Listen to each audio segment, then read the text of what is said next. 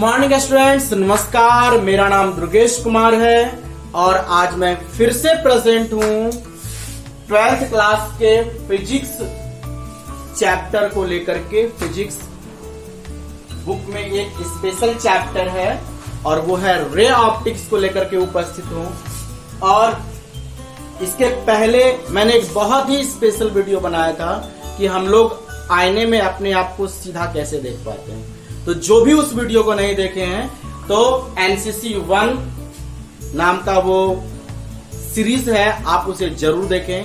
और इसके पहले मैं जरूरी बात बताना चाहता हूं कि इस चैनल को, नेचुरल कोचिंग सेंटर के चैनल को सब्सक्राइब करें और लाइक करें और कमेंट जरूर करें।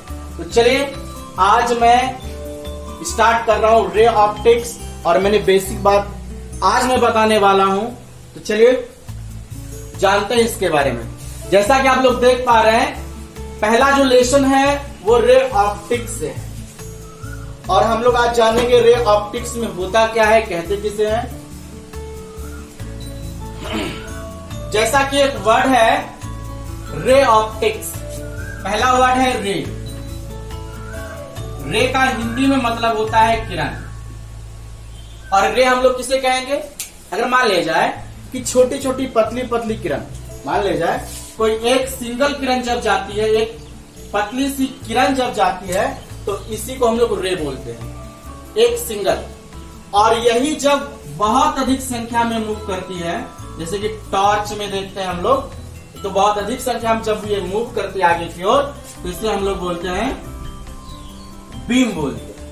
टॉर्च में बीम या लेजर का लाइट बीम। अगर यही पतला लाइन में जाए तो उसे हम लोग क्या बोलेंगे?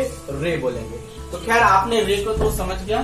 चलिए अब हम लोग आते हैं ऑप्टिक्स। ऑप्टिक्स हम लोग किसे कहते हैं?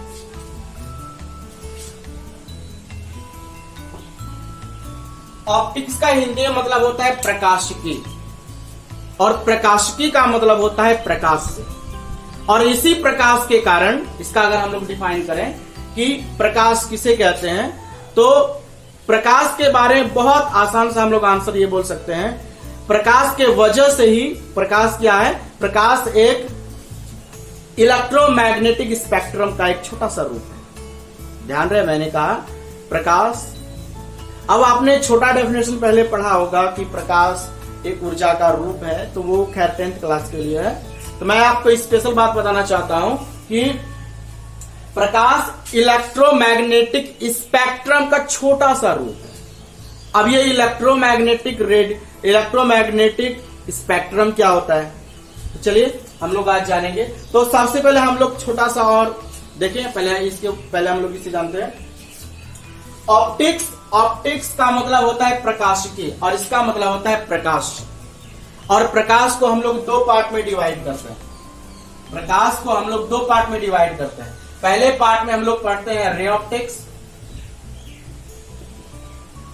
जिसका मतलब होता है किरण, प्रकाशिकी।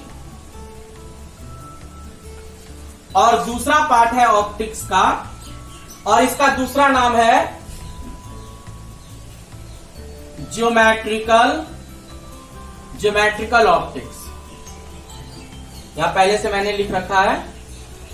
तो रे ऑप्टिक्स और दूसरा होता है ज्योमेट्रिकल ऑप्टिक्स, इसी का दूसरा नाम है रे ऑप्टिक्स। मतलब किरण, एक रेखा में जाने वाले को हम लोग रे ऑप्टिक्स बोलते हैं। और ज्योमेट्रिकल ऑप्टिक्स बोलेंगे क्योंकि यहाँ ज्योमेट्रिकल का काम होता है, बहुत सारी किरण इधर से उधर जाएंगी, इधर से जाएंगी, तो ज्योमेट्रिकल ज्योमेट्री वाली अधिकतम रचना होती है। और दूसरा पार्ट है वेव ऑप्टिक्स।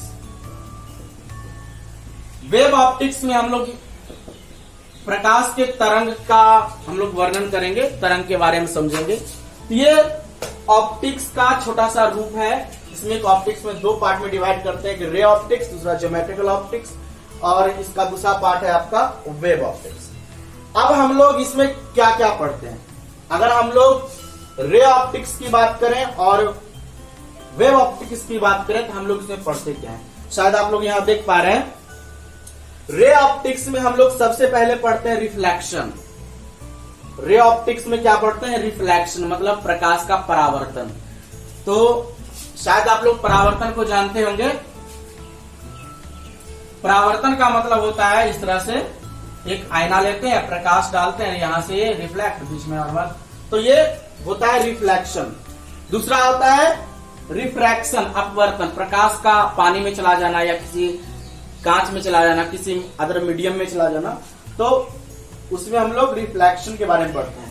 और रे ऑप्टिक्स में लेंस भी इसी में आता है, लेंस जो है जिसे हम लोग चश्मा में यूज करते हैं। और टेलीस्कोप भी इसी में आता है, टेलीस्कोप इसमें हम लोग बहुत सारे ग्रह या तारा को देखते हैं। और प्रिज्म जो इसमें 7 रंगे निकलती है, प्रिज्म भी हम लोग इसी में पढ़ते हैं। और कैमरा का भी स्टडी हम लोग इसी में करते हैं। और माइक्रोस्कोप का भी, जिससे हम लोग बहुत सारे छोटे छोटे सूक्ष्म जीव को देखते हैं, तो उसका भी स्टडी हम लोग इसमें करते हैं। तो रे ऑप्टिक्स में हम लोग ये सभी स्टडी करते हैं। और खास बात है रे ऑप्टिक्स, अगर आप ऑप्टिक्स को ध्यान से देखें, ऑप्टिक्स में एक बड़े बड़े थ्योरी के बारे में पढ़ते हैं और वो थ्योरी क्यों हुआ उसके छोटे रूप को पढ़ते हैं। जैसे मान लिया जाए कि आपके पास एक लोहा का छड़ है, एक रॉड बड़े रूप में दिखाई दे रहा है, और वो रॉड किस चीज से बना होगा, Fe से, फेरस्फेरिक से। वो छोटा सा कण, तो एक छोटा सा कण के बारे में पढ़ना, एक पूरा रॉड के बारे में पढ़ना। तो हम लोग प्रकाश का बड़े स्तर पर जो अध्ययन करते हैं, बड़े स्तर पर जो अध्ययन करते हैं, वो हम लोग रे ऑप्टिक्स में स्टडी करते हैं। और वो क्यों हुआ, छोटे स्मॉलेस्ट में, बहुत ही छोटे रूप में जो स्टडी करते हैं, वो हम लोग करते हैं वेव ऑप्टिक्स में। और वेव ऑप्टिक्स में भी हम लोग देखिए, हम लोग रे ऑप्टिक्स में भी इसको पढ़ते हैं बड़े स्तर से, और छोटे रूप में हम लोग इसी को क्यों रिफ्लेक्शन होता है, क्यों रिफ्रैक्शन होता है, उसका काउच क्या है, तो हम लोग वेव ऑप्टिक्स में उसके थियरी को पढ़ते हैं कि उसमें भी हम लोग रिफ्लेक्शन पढ़ते हैं, प्रकाश का रिफ्लेक्शन, परावर्तन, और उसमें भी रिफ्रैक्शन पढ़ते हैं, प्रकाश का पानी में चला जाना या कांच में चला जाना।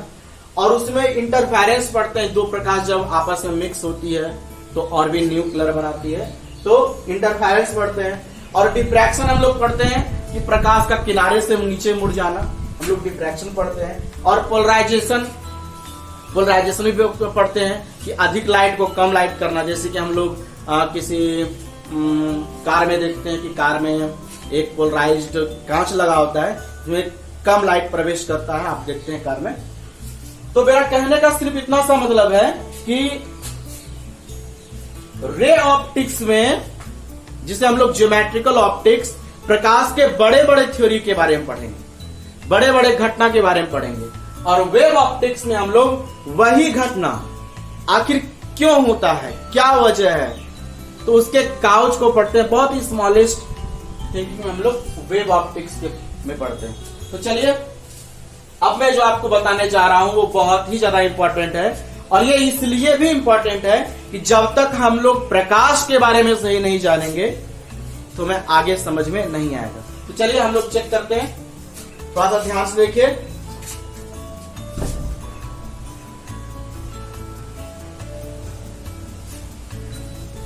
जब साइंटिस्ट प्रकाश के बारे में जानना चाहा तो धीरे धीरे धीरे धीरे करके उन्होंने बहुत बड़ी खोज कर ली, और मैं विश्वास के साथ कहना चाहता हूं कि आज तक प्रकाश के बारे में स्टडी चल रही है। चलिए देखते हैं।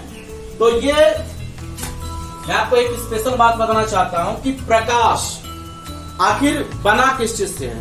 मैंने इसका डिफाइन भी किया कि light is a smallest form of electromagnetic spectrum. अब देखिए, जैसे कि मान लिया जाए कि ये कोई इतना बड़ा इलेक्ट्रोमैग्नेटिक स्पेक्ट्रम है, ईएमएस है, इतना बड़ा इलेक्ट्रोमैग्नेटिक स्पेक्ट्रम है। कहने का मतलब इतना बड़ा इलेक्ट्रोमैग्नेटिक स्पेक्ट्रम है, मतलब एक पैकेट है।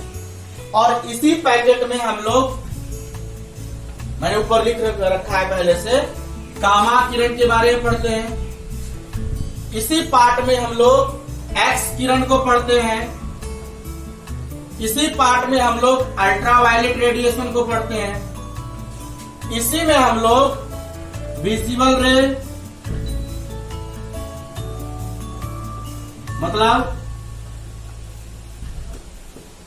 विब्योर को ही पढ़ते हैं, VIBGYOR। इसी पार्ट में हम लोग इंफ्रारेड रे को ही पढ़ते हैं। इसी पार्ट में हम लोग माइक्रोवेव को ही पढ़ते हैं। और हमारे घर में जो टीवी का सिग्नल आता है और FM रेडियो का सिग्नल आता है, इसी इलेक्ट्रोमैग्नेटिक स्पेक्ट्रम में पढ़ते हैं।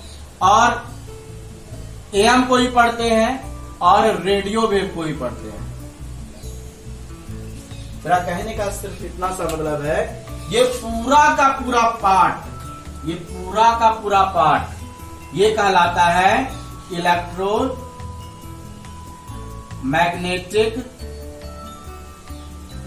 स्पेक्ट्रम। इतना पूरा का पूरा पार्ट कहलाता है। लेकिन सबसे खास बात यह है कि हमें सिर्फ इतना ही कलर दिखता है, हमें सिर्फ इतना कलर ही दिखता है विजिबल में। बाकी ये नहीं दिखते, नॉट विजिबल, ये नहीं दिखते हैं, ये नहीं दिखते हैं, और ये भी नहीं दिखते हैं, नहीं दिखता है, नो। और सिर्फ दिखता है ये विजिबल। अब सोचिए जरा कि इतना बड़ा स्पेक्ट्रम है, हम लोग सिर्फ विजिबल रे को ही देख पाते हैं। मतलब violet, indigo, blue, green, yellow, orange, red, इसको हम लोग विजिबल रे बोलते हैं क्योंकि ये हमारी आंखों से दिखाई देते हैं। लेकिन इसी स्पेक्ट्रम के आगे और पीछे, इसी इलेक्ट्रोमैग्नेटिक स्पेक्ट्रम के आगे और पीछे ना ही हमें गामा किरण दिखते हैं, ना ही एक्स किरण दिखते हैं, ना ही अल्ट्रावायलेट रेडिएशन दिखते हैं, ये सभी नहीं दिखते हैं। और सिर्फ दिखते हैं विजिबल रे। और इसके बाद में जो है इंफ्रारेड रेडिएशन, माइक्रोवेव, टीवी का सिग्नल, FM रेडियो, AM और रेडियो वेव, ये सभी के सभी नहीं दिखते हैं। और इसके आगे का भी खोज अभी तक चल रहा है कि आखिर स्पेक्ट्रम में आखिर क्या क्या चीज मिक्स है। तो हम लोग को जो दिखाई देता है उसका एक क्वांटिटी है, वो है, आप देख रहे हैं, 3800 एंगस्ट्रॉम से लेकर के हम लोग को दिखाई देता है 7600 एंगस्ट्रॉम। मतलब इतना बैंडविड्थ का हमें लाइट दिखाई देता है। कम से कम 3800 एंगस्ट्रॉम, 3800 एंगस्ट्रॉम और 7600 एंगस्ट्रॉम का बैंडविड्थ वाला ही माइक्रो इलेक्ट्रोमैग्नेटिक स्पेक्ट्रम दिखाई देता है। तो कहने का मेरा मतलब है कि gamma ray, X ray, ultraviolet radiation, ये सब का सब एक छोटा सा पार्ट किसका है? इलेक्ट्रोमैग्नेटिक स्पेक्ट्रम का। और यही इलेक्ट्रोमैग्नेटिक स्पेक्ट्रम का छोटा सा पार्ट है विजुअल रे। अब जरा सोचिए कि प्रकाश के बारे में, प्रकाश कितना विस्तृत है, कितना फैला हुआ है। तो मैं सिर्फ इसमें यही बताना चाहता हूं कि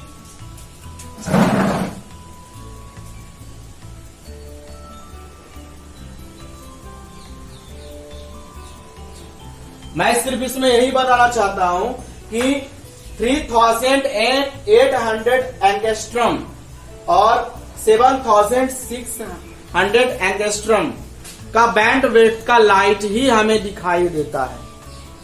अब सोचिए कि और जितना भी है वो हम लोग को नहीं दिखाई देता है। और एक खास बात कि अगर हम लोग गामा से लेकर के, गामा से एक्स रे, एक्स से लेकर के अल्ट्रावायलेट विजुअल से इधर बढ़ेंगे, इसका वेवलेंथ बढ़ता है। इसका वेवलेंथ क्या होता है? बढ़ता है। लेकिन जब इधर जाएंगे, इस साइड जाएंगे, इसकी फ्रीक्वेंसी बढ़ती है। जब इधर जाएंगे हम लोग, इस साइड जाएंगे, इसकी फ्रीक्वेंसी, इधर जब जाएंगे, इधर जाएंगे तो इसकी फ्रीक्वेंसी बढ़ेगी। इधर से इधर जाएंगे तो फ्रीक्वेंसी बढ़ेगी, इधर से उधर जाएंगे तो उसकी वेवलेंथ बढ़ेगा। तो सोचिए कि कितना ज्यादा फैलाव है। अगर हम लोग प्रकाश की बात करें तो बहुत ज्यादा फैलाव है, बहुत ज्यादा इंक्रीज है ये। तो शायद आप लोगों ने समझा होगा आज के इस क्लास में कि आखिर हम लोग किस जगह पर हैं, और सिर्फ प्रकाश की बात करें, लाइट की बात करें, तो लाइट का मतलब ओनली विजुअल रे होता है, क्योंकि ये हमें दिखाई देता है। इसी लाइट की वजह से हम लोग और भी वस्तु को देख सकते हैं। लाइट का सिर्फ इतना सा काम है कि वो ऑब्जेक्ट में ब्राइटनेस उत्पन्न करता है। चलिए मैं एक और आपको विशेष बात बताना चाहता हूं। आपके मन में क्वेश्चन उत्पन्न हो रहा होगा कि आखिर ये इलेक्ट्रोमैग्नेटिक स्पेक्ट्रम का जन्म कहां से होता है, इसका निर्माण कहां से होता है। तो चलिए मैं आपको एक विशेष बात बताना चाहता हूं।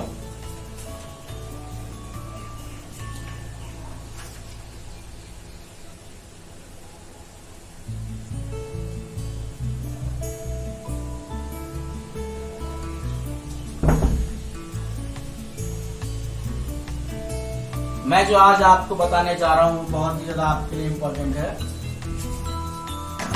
चलिए देखते हैं कि आखिर इस इलेक्ट्रोमैग्नेटिक स्पेक्ट्रम का आखिर निर्माण कहां से होता है, लाइट का निर्माण कहां से होता है। चलिए देखते हैं, बहुत सिंपल सा है, इसको ध्यान से समझेंगे आखिर लाइट का निर्माण कहां से होता है। मान लिया जाए ये कोई मेटल है, कोई धातु है ये, अगर इसका टेम्परेचर, अगर हम लोग इसे 0 केल्विन पर अगर गर्म करें, 0 केल्विन पर गर्म करें, इसे हम लोग एब्सोल्यूट टेम्परेचर बोलते हैं। अगर हम लोग एब्सोल्यूट टेम्परेचर पर अगर इसे गर्म करें तो ये इलेक्ट्रोमैग्नेटिक स्पेक्ट्रम या इलेक्ट्रोमैग्नेटिक वेव इमिट करता है। ये इलेक्ट्रोमैग्नेटिक स्पेक्ट्रम ये इमिट करना चालू कर देता है। अगर हम लोग किसी भी ऑब्जेक्ट को, अगर हम लोग एब्सोल्यूट टेम्परेचर पर गर्म करें, अगर हम लोग इसे गर्म करेंगे तो गर्म करने के बाद क्या होता है, ये इलेक्ट्रोमैग्नेटिक स्पेक्ट्रम भी इमिट करना चालू करता है, छोड़ना चालू करता है। अब एक क्वेश्चन है, जैसे कि मान लिया जाए कि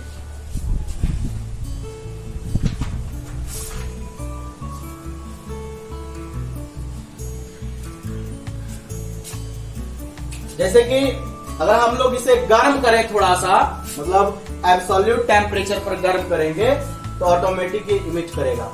शायद आपको पता हो या ना हो, मैं आपको बताना चाहता हूं। एक बल्ब में जो टंगस्टन का वायर होता है, टंगस्टन का जो वायर होता है उसका टेम्परेचर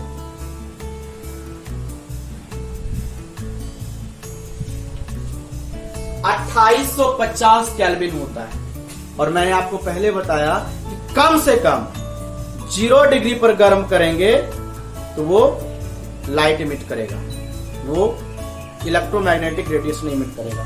तो सेम टू सेम। और देखिए टंगस्टन बल्ब का जो टेम्परेचर होता है वो 2850 केल्विन होता है ऑटोमेटिक।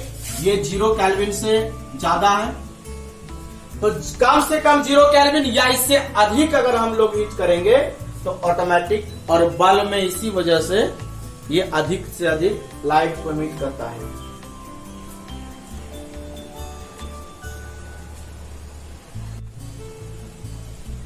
अगर हम लोग सूर्य की बात करें, जहां तक सूर्य की अगर बात करें तो सूर्य में क्या होता है, सूर्य का टेम्परेचर 5500 केल्विन होता है, और 5500 केल्विन होने की वजह से ये जितना भी विजिबल रे है और उसमें जितना भी इलेक्ट्रोमैग्नेटिक रेडिएशन है या इलेक्ट्रोमैग्नेटिक स्पेक्ट्रम का जितना रेडिएशन है वो सारा का सारा इमिट करता है। तो कहने का मेरा सिर्फ इतना सा मीनिंग है, अगर किसी भी ऑब्जेक्ट को अगर हम लोग गर्म करेंगे तो गर्म करने पर वो इलेक्ट्रोमैग्नेटिक रेडिएशन इमिट करता है, और उसी इमिट करने की वजह से जो है हमें बहुत सारे जगह पर प्रकाश उत्पन्न होता है। और मैं अब एक आपके मन में एक और क्वेश्चन होगा कि आखिर हीट करने से ऐसा क्यों होता है। चलिए मैं इसका आंसर देता हूं। आखिर हीट करने के वजह से ऐसा क्यों होता है, इसका भी एक वजह है।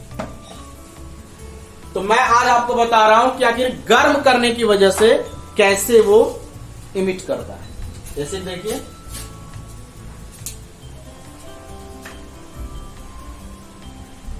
जैसे कि मान लिया जाए कि ये कोई ऑब्जेक्ट है और इसे हमने 0 डिग्री केल्विन पे हमने हीट किया है। इसका टेम्परेचर हम लोगों ने 0 डिग्री केल्विन से अबव किया है, अधिक जब किया है, तो इसमें जितने भी एटम्स हैं और उसके अंदर जितने भी इलेक्ट्रॉन हैं वो सभी के सभी अपना स्थान चेंज करते हैं, क्योंकि मैंने इसको क्या किया है, हीट किया है।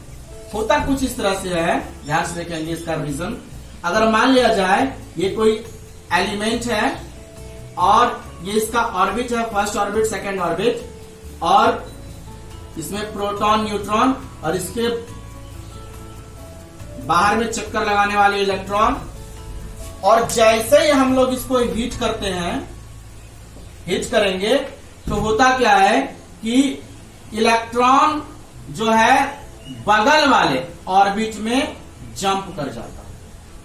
हीट करने की वजह से या किसी और प्रेशर की वजह से ये इलेक्ट्रॉन नेक्स्ट ऑर्बिट में, बगल वाले ऑर्बिट में मूव करता है। और इसी मूव करने की वजह से बहुत अधिक मात्रा में एनर्जी इमिट होती है। और एनर्जी इमिट होने की वजह से इसमें बहुत सारे छोटे छोटे पार्टिकल्स निकलते हैं और इसी पार्टिकल्स को बोला जाता है फोटॉन। इसी पार्टिकल्स को हम लोग क्या बोलते हैं, इसी पार्टिकल्स को फोटॉन बोलते हैं। और इस फोटॉन में, इसी फोटॉन के अंदर पैकेट के रूप में एनर्जी होती है, पैकेट के रूप में एनर्जी होती है। और इसी एनर्जी में, इसके अंदर जो एनर्जी होती है E=h². इस फोटोन के अंदर जो एनर्जी होती है वो होती है E=h². E जो है एनर्जी है और h प्लैंक्स कांस्टेंट है और न्यू फ्रीक्वेंसी है। और इसका खास बात क्या होता है कि जैसे ये किसी भी ऑब्जेक्ट पर पड़ती है, मान लीजिए आपके हाथ पर ही पड़ रही है, अगर फोटोन आपके हाथ पर पड़ेगी या किसी ऑब्जेक्ट पर पड़ेगी तो वो फोटोन ब्रेक कर जाती है।